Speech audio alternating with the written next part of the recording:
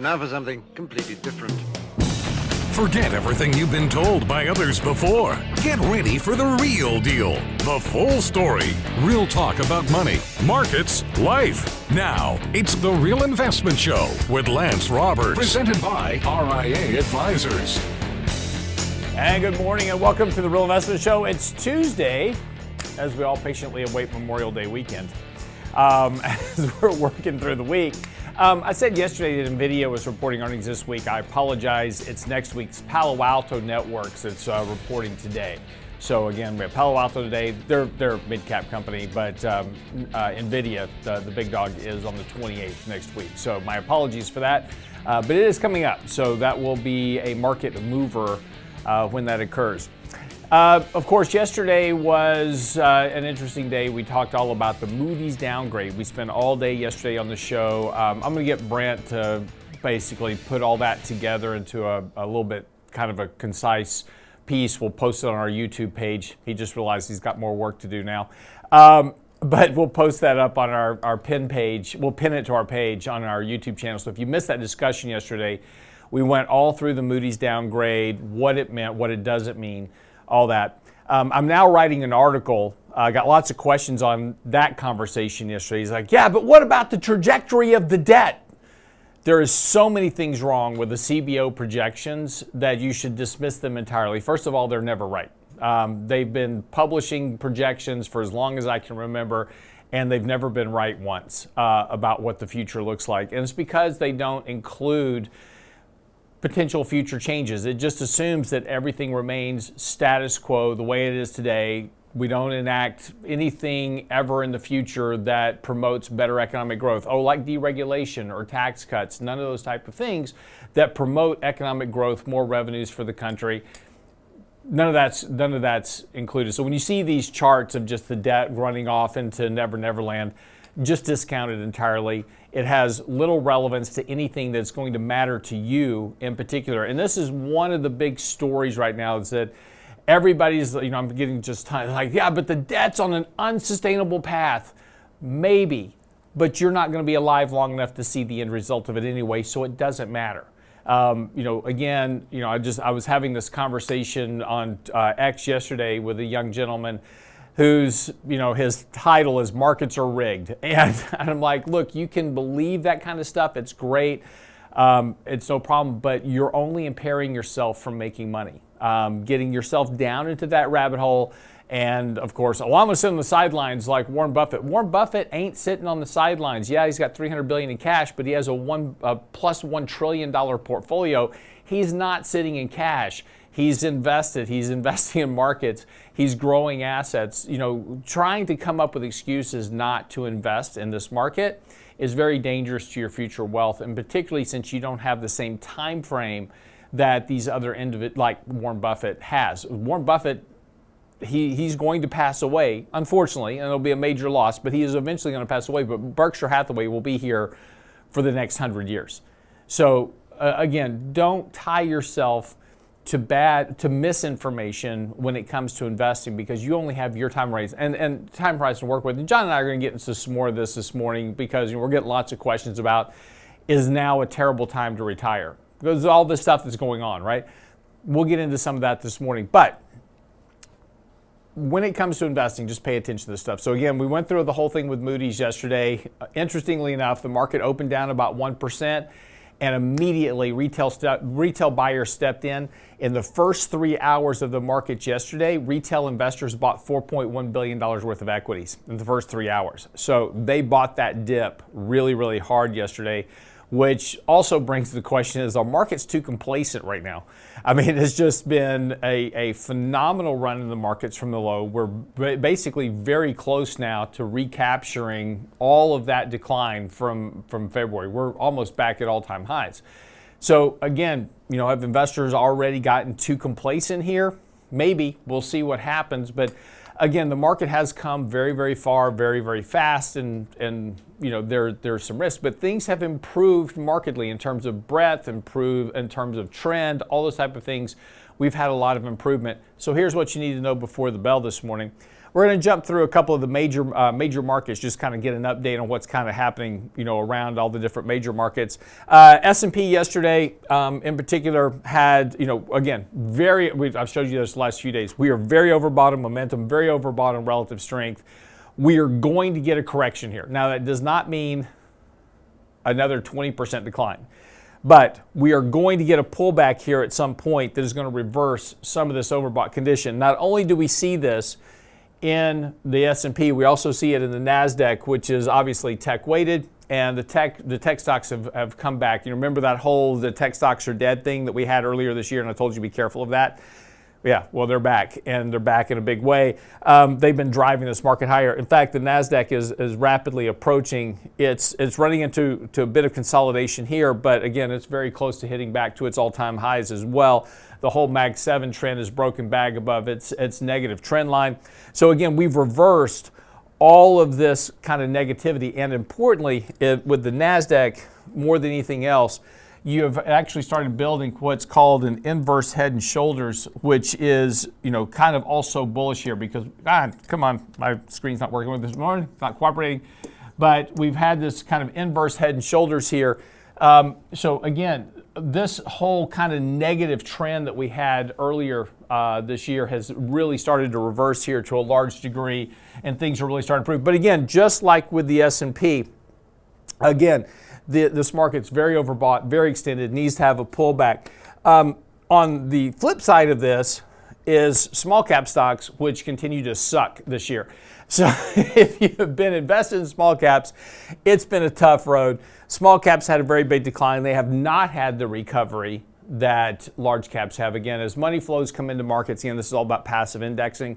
So when that $4.1 billion in equities was bought yesterday, a lot of that was ETFs, particularly like SPY, the leveraged Qs, the leveraged S&P. Well, that drives all the money into large caps. Small caps lagging here. Again, they are recovering a bit, but certainly not recovering as much as markets. But they also back to extreme overbought conditions here. We talked a little bit about the VIX yesterday. Again, VIX remains very, very suppressed. Really doesn't seem to be any concern here with the overall market in general about whether or not there should be, some type of correction. Investors are just piling back into this. Tariffs are resolved, and their view is simply this, is that tariffs are resolved, all the problems are resolved, everything's fine, we're back to the bull trend. That's the view of the market. That type of complacency is a bit worrisome. It doesn't mean the market, again, I want to be really clear, I'm not saying the markets are going to crash, I'm not saying that at all, but markets are very complacent here, so we're likely going to see a bit of a pullback here at some point, but you need a trigger for it. I thought yesterday for sure we would have a good trigger for that with the Moody's downgrade. That turned out not to be the case. Again, markets completely recovered that yesterday, wound up back in positive territory by the end of the day. But, the volatility index is starting to try to turn up on a buy signal here. So again, as a contrarian bit of indicator, when people are very, very bullish, you've got a lot of put hate out there. People don't want to own puts right now because there's no downside risk. You've got volatility very, very suppressed, getting ready to turn higher. Typically, that precedes a short-term correction. Again, right now, we have a lot of corporate buybacks in. That's helping support the markets in particular. We've got a lot of enthusiasm in the markets. That's helping support prices. Some of that fuel is going to run out as we get into June. So again, June is probably the potential where we're going to get a bit of a pullback in the markets. So save a little bit of dry powder here. Don't be too aggressive. Have a little bit of dry powder. Take some profits, rebalance some risk, as we talk about often.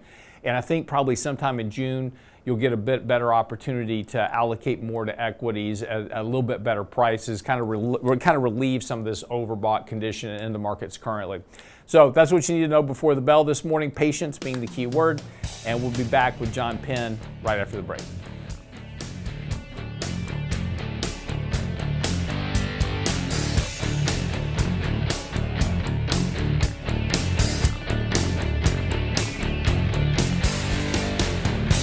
Get daily investment news you can use, delivered at the speed of the internet at realinvestmentadvice.com. How confident are you in your retirement income strategy? Join RIA for a powerful in-person workshop designed to help you build a sustainable, tax-efficient income plan for retirement. Richard Rosso and Danny Ratliff host the RIA Retirement Income Empowerment Workshop, Saturday, June 14th at the Hyatt Centric in the Woodlands. Learn how to protect your nest egg, optimize Social Security, reduce taxes, and create income that lasts. Register now for the RIA Retirement Income Empowerment Workshop with Ratliff and Rosso at realinvestmentadvice.com. RIA Advisors Research is the envy of the industry. Our economic insights are featured on advisorperspectives.com, Fox Business, and MarketWatch. RIA provides advisors with marketing and back office support, objective research, and holistic, cutting-edge financial planning tools to meet your clients' needs. Want to join a winning team and be part of a fiduciary culture where you can do your best work? Then why haven't you contacted us yet? Go to our confidential advisor hub at realinvestmentadvice.com. RIA Advisors. Big enough where it matters, agile enough when it counts.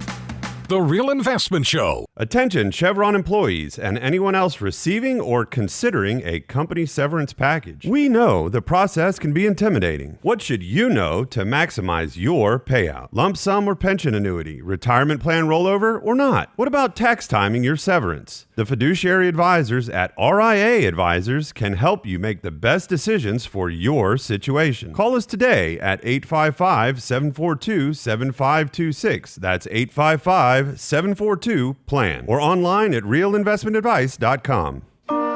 And now, another page from the Real Investment Advisors Investing Manifesto. A passive investment portfolio requires active risk management. It's not a choice, it's necessity. Diversification doesn't protect against risk of loss. Let us actively help you reach your financial goals with RIA Advisors. Neither bull nor bear. RIA Advisors, 281-501-1791 or online at realinvestmentadvice.com. You're listening to The Real Investment Show.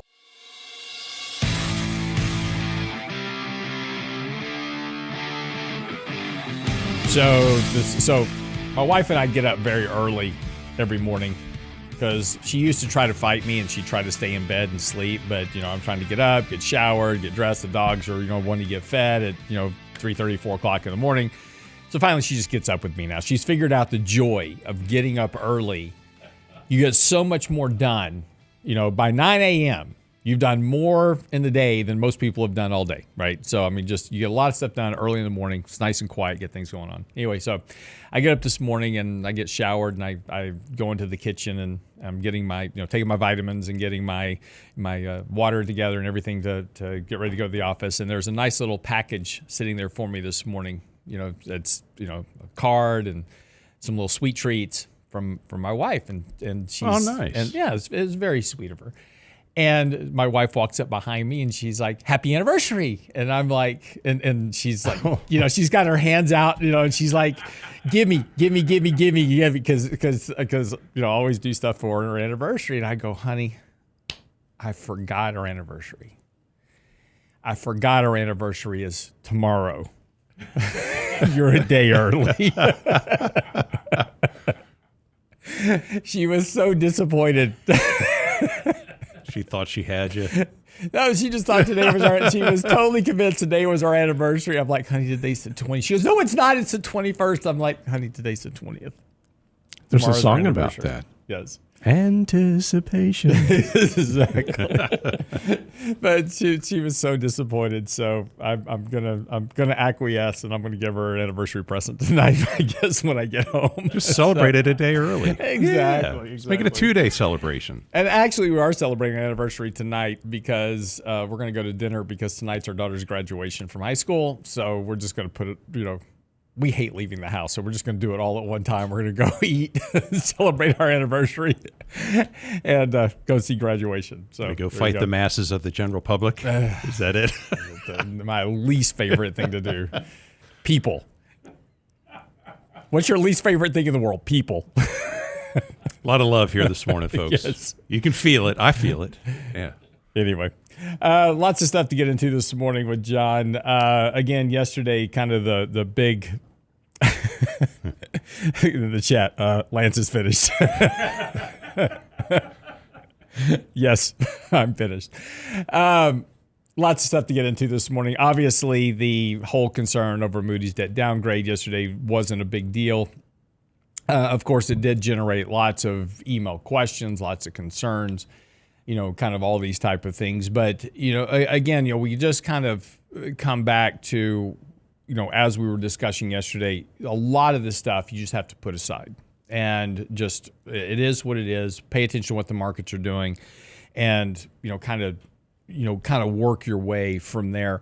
But, again, it's certainly concerning. And this is why we spend so much time here on the show talking about emotional biases, behavioral biases. These are the things that get us into the most trouble from investing and portfolio management and these type of deals, because we take these big macro headlines and then try to extrapolate more from it. But look, I get it, because it was all over the news yesterday. I mean, it was like these debt trajectories, and it's unsustainable and all these type of things. But again, nobody puts it into comparison to anything, right? I mean, if you take a look at Japan, as one of the articles, one of the graphs that we had in our article yesterday, and if you didn't listen to the show yesterday and you missed it, we spent the entire show talking about the Moody's downgrade. I wrote an article yesterday. It's on our website at realinvestmentadvice.com. It's on our Substack channel at Lance Roberts. The link's also at the top of our X page, so go to X. You'll find it. It's easy to get to. But in that, one of the charts in there is the debt to GDP of Japan, who is not a reserve currency nation, who is not the economic kind of powerhouse that the U.S. is, and they're running 250% of debt to GDP, and they're still here, right? They haven't demised, they haven't gone into bankruptcy, they haven't defaulted on their debt, none of that, right? So all of these things, we're at 118% of debt to GDP. Is that a good thing? I'm not saying that's a good thing. I'm just saying we have to put things into relative comparison. We're the reserve currency of the world, so forth, so on, right? Just keep things in sort of context, and it helps quell some of that emotional bias. But I get it. It's hard when you have all these headlines out there. You have the media that hates Trump, so they're going to write everything negative as they can. They were all excited yesterday morning. It's like, this is great, man. This is the market's going to crash, and we can blame it all on President Trump because of this. And then the market rallies back at the end of the day, and so all those headlines went right out the window, right? So just be careful. The point is, love him, hate him, whatever, doesn't matter. Just be careful of the headlines, because they get you into so much trouble, and when it comes to your money, that's the thing we're trying to avoid. Well, and this headline, and those headlines that's by design. Yeah. I mean, and not to pick on CNBC here a little bit, but I have CNBC on, throughout the day, so I can just kind of keep an eye on those headlines. Because the more I'm up to date on those headlines, I can kind of anticipate what kind of questions I'm going to get from the folks that we serve, right? Yeah. And CNBC doesn't do you any favors when it smacks you in the forehead with that big information bar that's red, and they bold those letters in there about what's going on with this downgrade with rating on the U.S. debt. I mean, honestly, why do we even have ratings on Treasuries anyway? I mean, they're Treasuries. So I just find that whole premise interesting. But you kind of have to take a step back, because we still are the world reserve currency. If there are foreign governments, foreign entities out there, looking for a safe haven where they can place their currency, and they know they're going to get it back, where are they going to go? Yeah, they're going to go to the U.S. They're going to go to Treasuries. That hasn't changed, right? Yeah. Well, it was interesting. Michael Leibowitz in our daily market commentary this morning brought up an interesting point. He talks about USA versus J&J, Johnson & Johnson. Yeah. Johnson & Johnson and Microsoft, by the way, they're AAA rated. So the U.S. Treasury is now AA+, one notch below AAA. But yet Johnson & Johnson, who just went through a major lawsuit on talc, cannot print its own currency, is dependent on market dynamics, has all kinds of problems potentially with potential lawsuits surrounding everything from there's a bill was just passed in Texas to allow people that took the COVID jab to basically file lawsuits. So if that there was when the COVID vaccine was kind of emergency put through that emergency measure, developed very quickly, got to market. One of the processes of doing that is that all the producers of the vaccine said, hey, you've got to basically insure us against any future liability. So there is no way you can sue these manufacturers of the vaccines for any adverse effects that you had. And there's been like 500 million adverse effects of people worldwide that have had adverse effects to the vaccines, but they can't do anything about it. But if for any reason at some point, and I'm just making this case about J&J, if for any reason that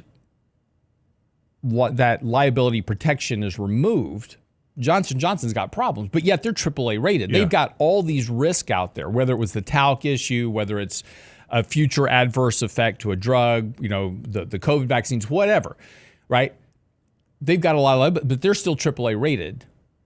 They cannot print their own currency, and yet the U.S. Treasury is AA+, and they can print their own money to pay their debt. So how does that make any sense whatsoever? Yeah, and it's again, I just think it's just the media is so good about ruffling our feathers and giving us as investors something just to worry about.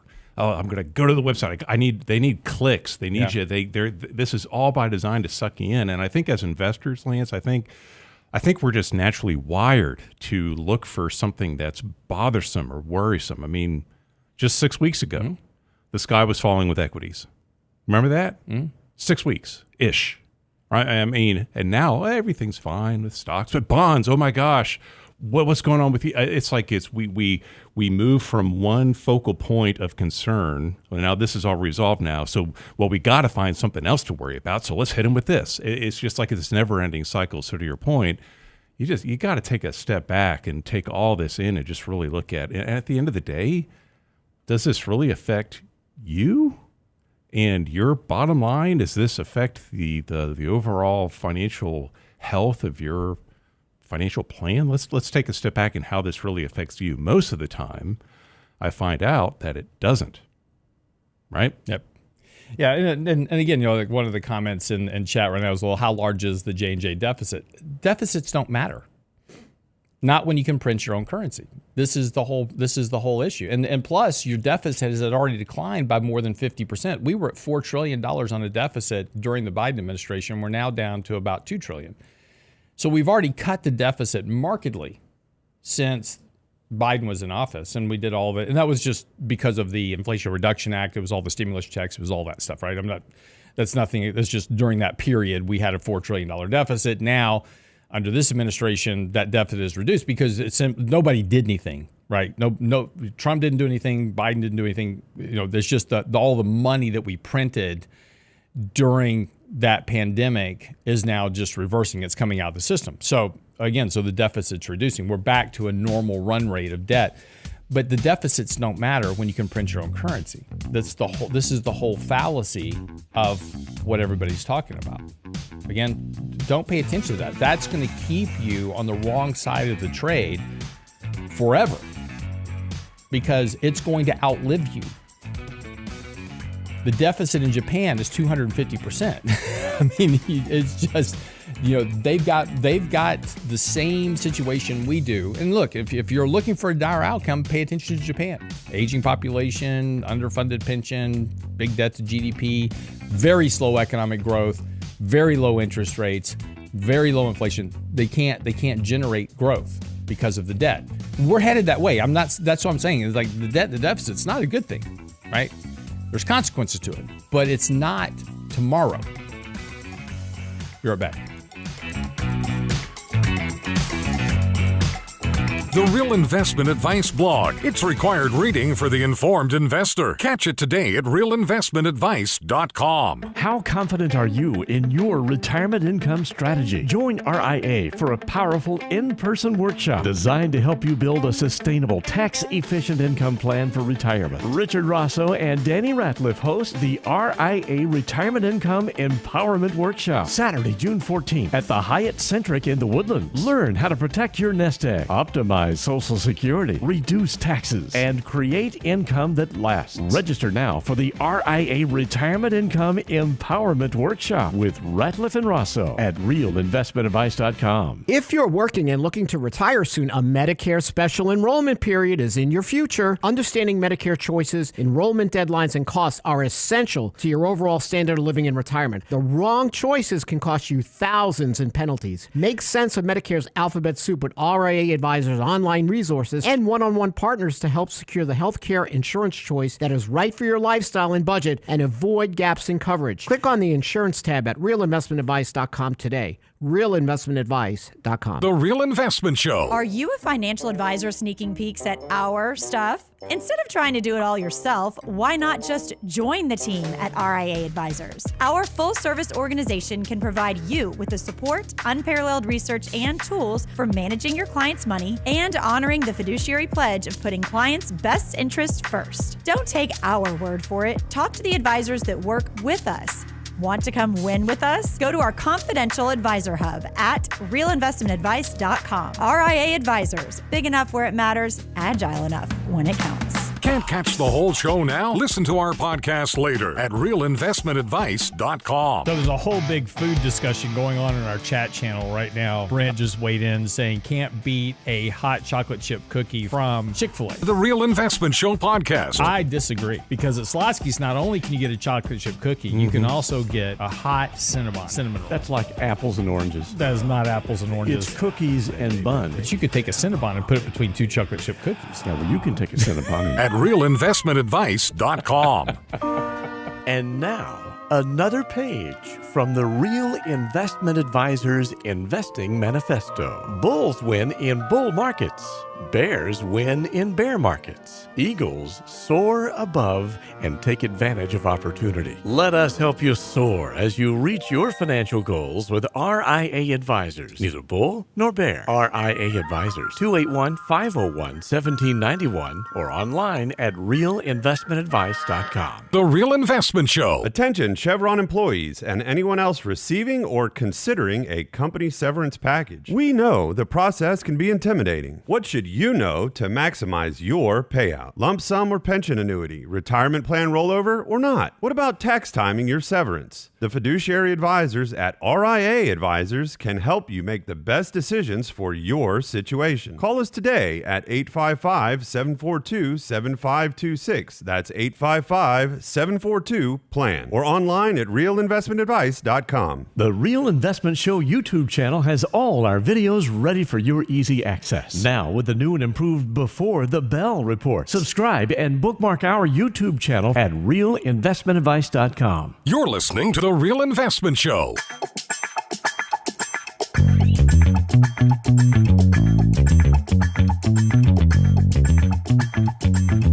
By the way, we have a retirement income workshop. It's live in person in the Woodlands, coming up Saturday, June the 14th. This is not online. It will not be recorded. It will not be produced after. So if you want to come, we would love to have you there. Register at the website, realinvestmentadvice.com. But we're going to be talking, Richard and Danny will be talking specifically about how to generate more money in retirement and income, and of course doing things that don't impair Social Security benefits, all those type of things, kind of navigating that whole kind of trap of generating more income in retirement. It's at the Hyatt Centric, which is at Six Pine Drives in the Woodlands. Again, it's Saturday, June the 14th at 9 a.m. Seating is limited because there's only so much room in the room, right? So be sure and if you want to come, register now. It's online, realinvestmentadvice.com. Speaking of retirement. Yep. Oh, by the way, just real quick, I just pulled up, I just pulled up a page real quick. I just want to read you the headlines. And this is, as we were talking about psychology a minute ago and emotions, what's going on. The bust is coming. These are videos, by the way, that are out there right now. The bust is coming. Big changes coming for investors in 2025. Get out now. Is the next default on the horizon? Talking about U.S. Treasuries. No, but this is it. Legendary investor warns about the coming crash. Just so forth and so on. These are the things that get you into a lot of trouble. Who is the legendary investor? I'm not going to tell I got to click. I got to find out. I got to find out.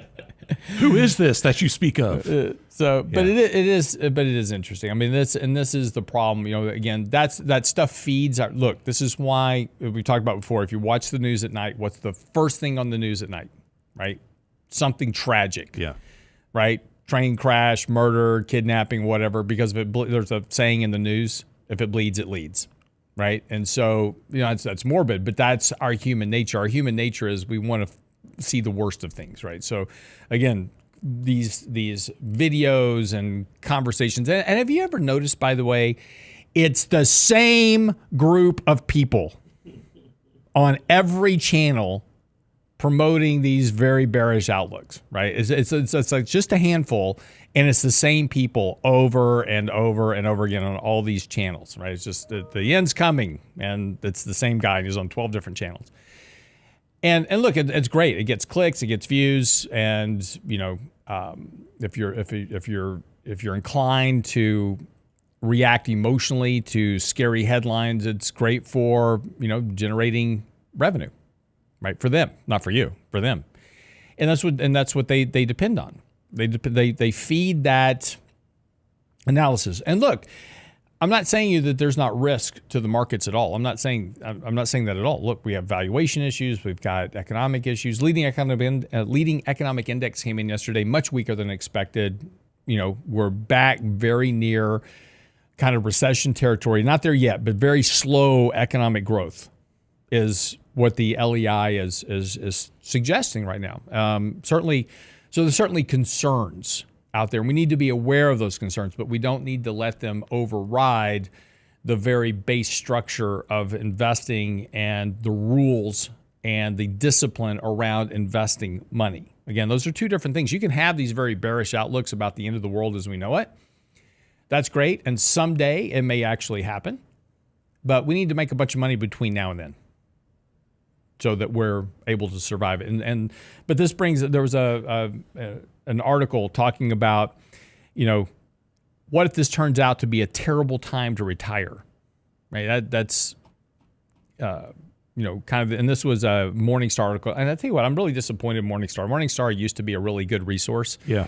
They've really gone downhill in the last 5 years or so. Well, so more about this in a moment, but you were talking about the scare tactics and how you're making revenue for all these media companies, right? So they want you to come in and they're getting all your clicks. They're making revenue off of you.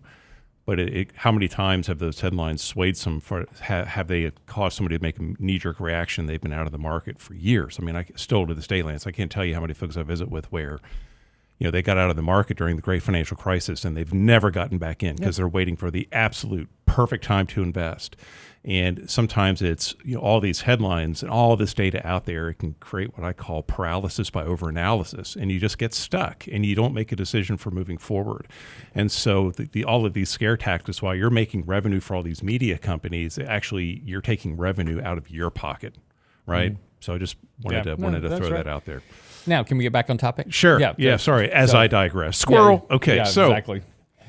Brent, that AC/DC logo? Yes. Yeah, so you have AC/DC and it's got the Thunderbolt, and I saw a great one the other day for John. Uh-oh. It's the AC/DC logo. Yeah. It says ADHD, and it says come on. Back in. Oh, look, a squirrel. By the way, AC/DC is probably of my top bands. They're in the top two, no doubt. Of course. So sure, absolutely. So I'll take that. I'll actually take that as a compliment. So I'm gonna get John the ADHD logo. Anyway. I love that. Yeah. So getting back on topic. Sorry about that. Oh, look, squirrel. There it is. So I get a lot of questions, a lot of concerns around as folks are moving from what I like to call that accumulation phase. You've been a saver, just saving money and trying to get everything set up so that you can kind of go over the crest of the mountain and you want to retire, work less, whatever that looks like. And you're going from that accumulator to more of a spender. Right now, you got to start using these assets. And so a common question that I get a lot is, well, hey, is this the right time to retire? Look at what's going on in the market. Look at what's going on with the economy. Look at all the headlines out there. And what folks are concerned about, and what the Morningstar article refers to, is what is called sequence of returns risk, where within the first year or two, in the initial stages of your retirement, when you're becoming more of a spender and you're taking withdrawals from the portfolio, what is the effect of a potential downturn in the market, and could that derail the overall success of your financial plan, right? Mm-hmm. So those are things that we stress for whenever we're building plans for our clients. When we're building financial plans, retirement plans, we can pinpoint that in the plan to say, okay, what if you retire into a headwind? What if markets are pulling back by 15, 20%? How does that affect you? Can you still accomplish all of your goals and your wants and your needs and your wishes? Or, is there a little bit of give and take here? Maybe you can still cover all of your basic living expenses, but maybe you need to cut back on your vacations, or maybe there are other areas that you need to cut back on to make your financial plan more successful. So that's what we're talking about here. And, Rich and Danny, and part of the workshop that they'll be talking about in the Woodlands here in the next couple of weeks is how to, take that portfolio that you have and start generating a paycheck from it to replace the paycheck that you used to get when you were in that accumulation phase, right? Yep. So right now in the chat, everybody's naming their favorite bands back from the 80s. Oh, good. Yeah. Okay, what do we got? So put it in chat. Name your favorite band from the 80s. So we had AC/DC, of course, Led Zeppelin, Foghat, Aerosmith, 38 Special. I mean, there's a lot. So throw them in there. Moto Marty, I'm on the highway to Squirrel. That's fantastic. ADHD. There it is. There it is. So, but a lot of workers right now are, very, by the way, like the channel while you're typing in your favorite band, hit the like button. But a lot of people feel like they have enough money. Yeah. And here's what I find interesting is we're talking about AC/DC. They're still touring. They in fact, one of the folks in the chat they were in Tampa. Yeah. Yeah. Angus is like 70 years young, and he's still bringing it. Exactly. Yeah. Doesn't miss a note. And this was a conversation I had yesterday, is that, a guy emailed me, was like, well, what is this? There's 10,000 retirees retiring every day. And, what happens? What does that mean? I don't know anybody. I know very few people that are actually retiring and they're going to go sit on a porch somewhere. Very rare. Right. I mean, they may retire from their job, which, their full-time job, whatever it was. But then they're going out and they're picking up a part-time job. I know many retirees that have taken an entirely different job, and they're still working retirement because they just don't want to sit home. I mean, my dad was a great example of this. So my dad worked for Dow Chemical for 35 years, and when he finally says, "I'm going to retire. I'm going to hang it up," and I was like, "Okay, Dad." But my dad was always like a busybody. He always had to be doing something. And he retired from that, and we had the big retirement party, the whole 9 yards, right, for him, and he retired. And I didn't talk to him for a couple of weeks. I was traveling and stuff, so I called him. It was a couple of weeks after his retirement party, and I called him. I was like, "How you doing?" He says, "Well, I'm thinking about going back to work." And I'm like, "Well, why?" He says, "Well, I was standing here in the kitchen drinking a cup of coffee, and there was a stapler on the table, and I thought about stapling my ear to my head, and I said, well, maybe it's time I go back to work." And he went and got a job, and he went back working full time after that, and he worked until literally he died, until the day he died. I mean, he went to that job every single day because he just did not want to sit home. And I'll tell you another thing that I'm finding out a lot. I've talked to several people about this. They are scared to retire fully because they have friends that retired fully and died within a couple of years. Oh, they see how quickly they degenerate. Yeah. Yes. Absolutely. Mentally, physically, you become you just do couch rot, right? So, this whole thesis that, 10,000 boomers are going to retire every day and it's going to destroy the economy. I'm not so sure that's the case. Yeah, the retirement looks a lot different now than what it did many years ago. It's just maybe working less, still want to contribute and be active in the community. And absolutely. Plus, when you're 70 and you can make TikTok channels and make money off of it. Is that what you're going to do? I've already started it. Oh, okay. It's OnlyFans for old people. Oh, my goodness. I'm out. Want to see my feet? Anyway, all right. Be right back after the break.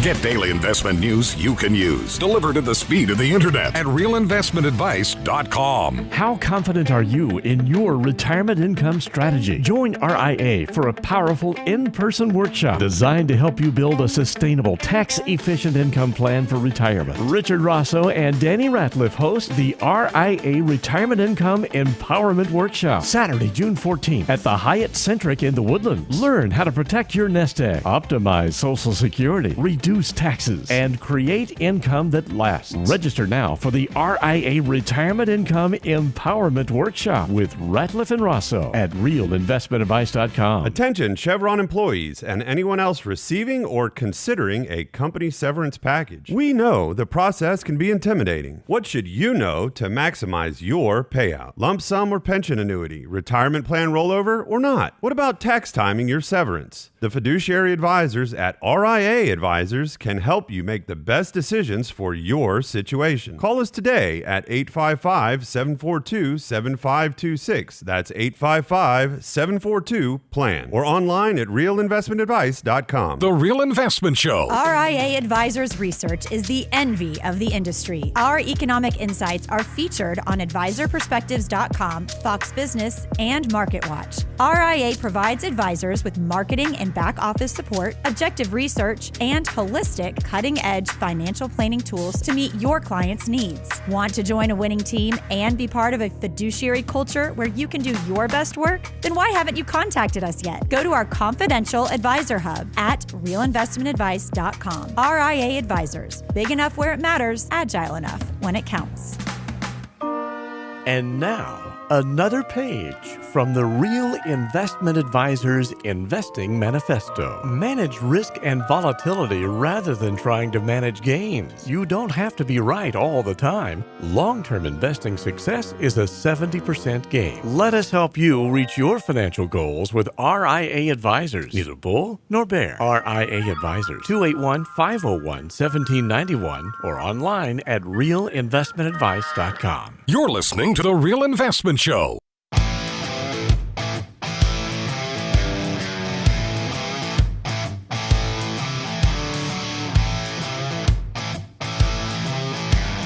And welcome back this morning. If you're in the chat channel this morning, thank you. Be sure and hit that like button. We appreciate you. Futures right now pointing down just a smidge after yesterday's recovery. S&P's down about 10 points right now. 10-year yield down this morning as well here, at least at the open. We'll see what happens during the day. And, this is one of the things to pay attention to. And again, look, let's kind of go back to the beginning of all this real quick. Brent played a commercial about Slotsky's versus, what was it? What was yours? Chick-fil-A chocolate chip cookies. Yeah. He forgot about the fact that you can take the Cinnabon icing and put it between the chocolate chip cookies at Slotsky's. Man. Chocolate chip cookie Cinnabon sandwiches. Anyway. So that was at the beginning of the show.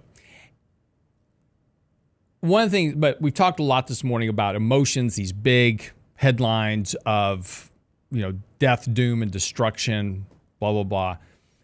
It's all great stuff. Markets don't care anything about that.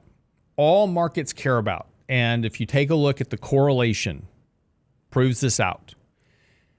All markets care about is forward earnings expectations. And they value the market based on those forward earnings. Throw everything else out the window because the only thing that matters is what markets expect in terms of earnings. And if you're looking for a risk, if you're looking for a reason to be bearish on the markets, here is a good reason to be bearish on markets, at least in the next 12 to 18 months, is forward earnings guidance. Earnings estimates right now are coming down, but they are still very, very optimistic relative to what's happening economically. And just this morning, Jamie Dimon came out talking about the fact that markets are too complacent on tariffs. Tariffs have not gone away. They've come down. They've gotten into the range. So again, when the markets declined that initial 10% back in March and early April, before Liberation Day. We were down about 10% from the peak. The markets were saying 10% tariff, we're okay with that. The average tariff rate right now is around 14% because of the reduction in China and so forth and so on.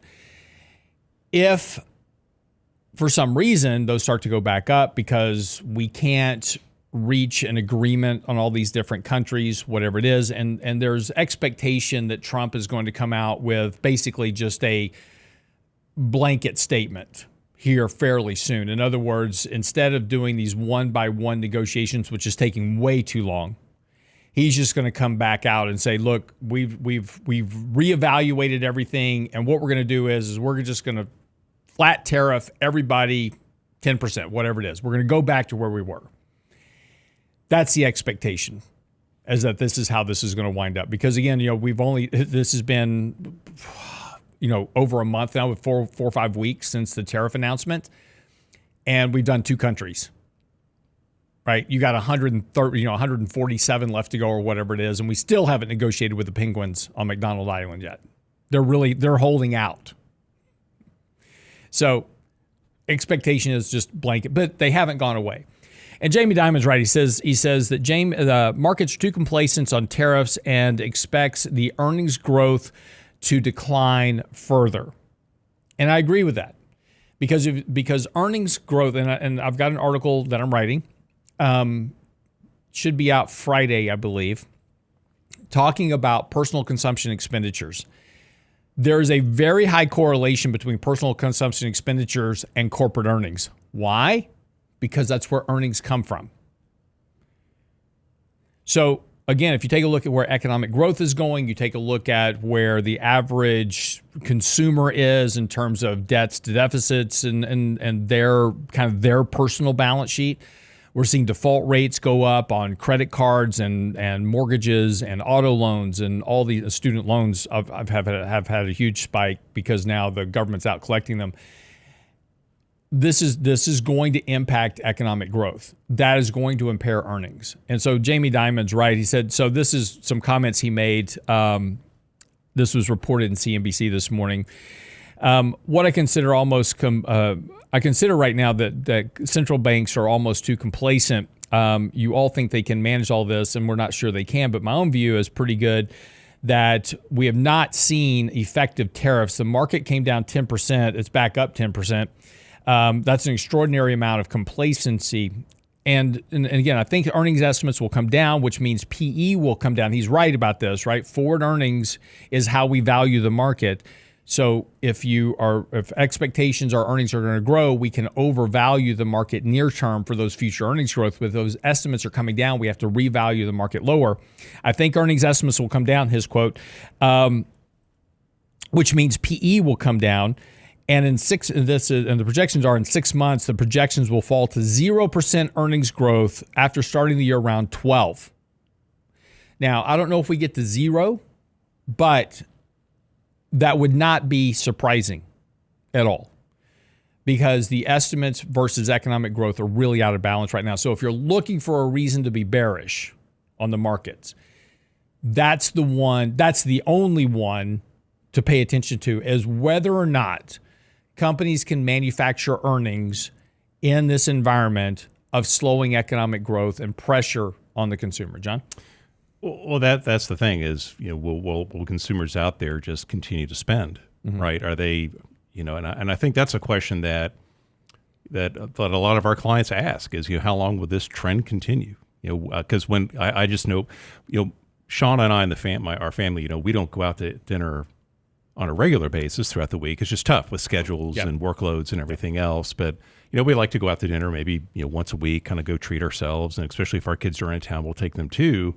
And right now, I mean, when I look around at, at the restaurants in Houston, at least when we're going, they're still packed to the brim, right? And we're just kind of sitting there enjoying our meal. And I mean, it's a blessing to be able to say, hey, we can go out and have a nice meal and sit down with the family and enjoy this. But there are times, Lance, where I sit there and I just go, how healthy is this? I mean, how can this continue to sustain itself? And is everybody here eating dinner right now? Are they financially solvent? Are they here eating? Are they here on debt? Whatever that might be. So those are questions that I have going through my mind, and I find that a lot of our clients ask that very same question. Where headlines aside, right, and it's that's all hitting in our face right now. But to your point, it's going to come down to is our consumers, our American consumers, or just consumers in general, are they out there, supporting the economy and what's driving cash flows for businesses, and that's sales. We need to be buying stuff, right? Yeah, no, and just too. I mean, look, prices are high. Yeah. Going out to eat's not cheap anymore. No, it's not. So we're definitely seeing some. We've talked about McDonald's, we've talked about Starbucks. They've all reported, kind of weaker consumer spending. But I will tell you this is that, higher end restaurants are doing just fine. Yes, they are, from what I can tell. Yeah.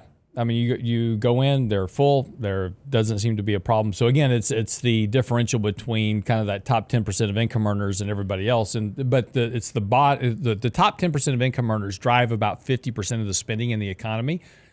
So that's important to consider, right? They have discretionary income. They have the ability to do this type of stuff. So again, they're kind of helping support the economy. But that bottom 90% is really starting to struggle. Yeah, I mean, you look at just what it costs to go to the grocery store, and I sit down and I go through the checkout line. I'm like, wow, I just spent that on this. Mm-hmm. I mean, it's pretty incredible. Or we just go down to after church on Sunday, Shauna and I go to Jason's Deli or what have you, just to sit down and have a quick meal. Mm-hmm. And I look at what we spend on, and if one of our children's with us, one of our kids are with us, what we spend on like 3 sandwiches. Yeah. I'm like, this is nuts. Yeah. Well, right? I'm not picking on Jason's Deli. The food there has been very good. Thank you guys so much. But it's just something as a comparison. It's not pricey. It's not inexpensive. Just to even go out and grab a couple sandwiches for a quick lunch. Yeah. And you've got 2 girls, right? 2 daughters. Yeah. You're lucky. Oh no. No, you're lucky when you go out to eat, because I have this son who is, I used to take all my 4 kids out to eat. Yeah. When they were young. And like you get 2 Happy Meals, you split it between them all, and there's food left over. And so it costs you like $10 to go feed your kids. It's like, I think one chicken nugget. I'm full. Okay, fine, whatever. Can I have ice cream now? No. The ice cream machine's broke at McDonald's. Always broke. Even when it worked, it was broke. That's what they were told anyway. But now, I take my son out to eat, and he's like, yeah, I'll have the porterhouse. And it's like I'm sitting there going, I'll have a Happy Meal just so I can afford to pay for his meal. I'll order from the happy hour menu, please. Exactly. I'll have an appetizer just so I pay for his meal. I'll have the side salad with water. Yeah, because he definitely takes advantage of it. Because when he's in college, right, he's eating like ramen and whatever scraps he can find. So when I take him out to eat, he's like, okay, he's like a bear getting ready for hibernation. He's going to stock up before he goes back. Yeah, I'm fortunate that when Shauna and I go out for a date night, she's not a big eater, so we'll order like an appetizer and 1 entree, and we'll split it because she's a light eater, and the portions around here are just massive anyway. So we tend to split, and that really helps bring down the bill, which I appreciate, Shauna. If you're listening, thank you. Yeah, it's true. There's a comment in the chat right now. It's like if you're in debt, you're in the norm. If you don't have debt, you're not normal. And that's a very true statement. It is. I mean, I have no debt at all. And, I talk to people who are like in their eyeballs in debt. And I'm like, and I try to explain to my kids, like a lot of their friends are driving, super nice cars. They live in big houses. And when I talk to the parents, like, yeah, we're really, we've got all this debt. And it's like, yeah. Well, there's healthy debt and then there's not so healthy debt. Exactly. Right? Leverage is good. Used properly. Yeah. Leverage is good. Most people don't use it properly. Anyway, all right, great show today. Thank you so much for joining. We'll be back tomorrow with Danny Ratliff, picking up on the markets, what happens today, and we'll see you then. Have a great day. Get by the website, realinvestmentadvice.com. Get the latest article on the Moody's debt downgrade if you missed it, and Brent will have that video up later today. Thank you. See you tomorrow.